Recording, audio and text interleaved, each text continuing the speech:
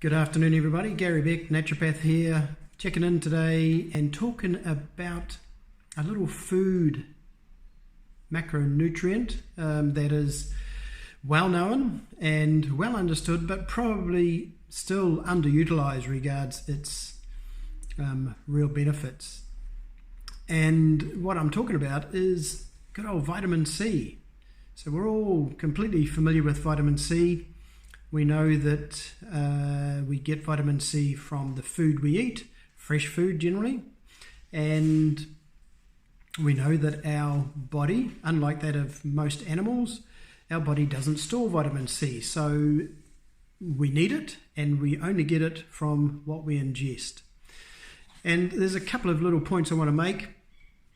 The first being, I was actually at a conference just recently where one of the speakers is a professor who's been researching vitamin C for over 30 years, and they've done some really interesting stuff. You know, vitamin C administered intravenously is actually the best treatment for sepsis, and in fact it is probably the only treatment that will ensure avoiding death when someone's in a real bad way with sepsis. But importantly, we know that vitamin C can actually influence our mood. And this was an interesting little bit of research where a group of students were actually taken, and students, university students often are not the best eaters, and this group was found to be quite low in vitamin C reserves in their blood work. And so what they were instructed to do over a relatively short period of time was to eat kiwi fruit. Now, one group was told to eat 1 kiwi fruit a day, and the other group were given the opportunity to have 2 kiwi fruit a day. So there was 0 kiwi fruit in the control group, 1 kiwi fruit a day in the first group, and 2 kiwi fruit a day in the second group. And they carried out a questionnaire that looked at, amongst other things, general mood. So mood, and we're looking into sort of the parameters around depression. And remembering that all of the students were actually on the low side regards vitamin C in their blood.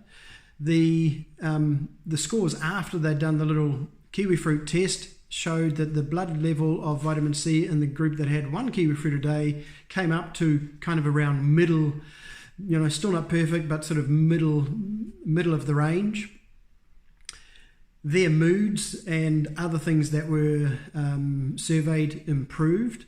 And the group that did 2 kiwi fruit a day, in fact, had the best scores. Their blood levels of vitamin C were pretty much optimal, and their moods improved beyond all the others. So just one simple component, vitamin C from that food, was measured and showed a marked influence in a whole host of body function, but importantly in this case, depression.